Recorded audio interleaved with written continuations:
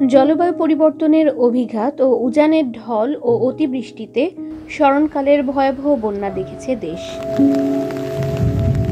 দেশের সকল নদীর পানি এখন বিপদসীমার নিচে থাকলেও এখনও বন্যাজনিত দুর্ভোগ পোহাতে হচ্ছে কুমিল্লা, ফেনী, নোয়াখালী ও লক্ষ্মীপুর সহ বিভিন্ন জেলার অধিবাসীদের।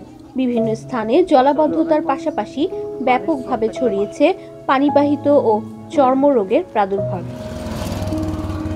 এমন বাস্তবতায় দুর্গতদের পাশে প্রকৃতি ও জীবন স্বাস্থ্যসেবা কেন্দ্র ও প্রকৃতি ও জীবন ক্লাব লক্ষ্মীপুর সদরের ভবানীগঞ্জে দেয়া হয়েছে বিনামূল্যে চিকিৎসা সেবা ও ওষুধ।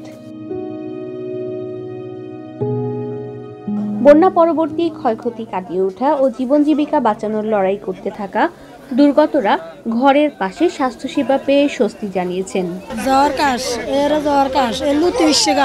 আর মুখে গা আইছে জ্বর। বন্যার পানির কারণে অ্যালার্জির সমস্যাটা বেশি। বন্যার পানিতে আমার পুরো গায়ে অ্যালার্জি, সবগুলো দাগ হয়ে গেছে। বন্যার পানির কারণে আমার এই সমস্যাটা হয়েছে। আমি আসার কারণে এই যে ওষুধটা আমি পাইলাম। অ্যালার্জি চুলকে গোটা পানি বার আরে পেয়েছেন বিনামূল্যে ওষুধ সামগ্রী। বন্যার পানিতে বাচ্চার চুলকানি আপনারা ওষুধ দেন বিনামূল্যেতে, আমাদের খুব উপকার হয়েছে। পেটে চিকিৎসা পেলাম, ওষুধ পেলাম, মানে বাচ্চা যদি এবার সুস্থ হয় আল্লাহর দরবারে।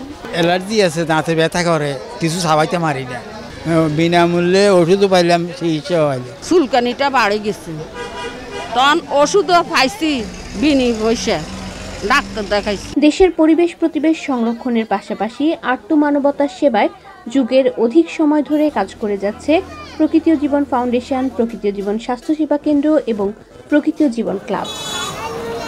সাবরিনা হাসান, প্রকৃতি ও জীবন ডেস্ক, চ্যানেল আই।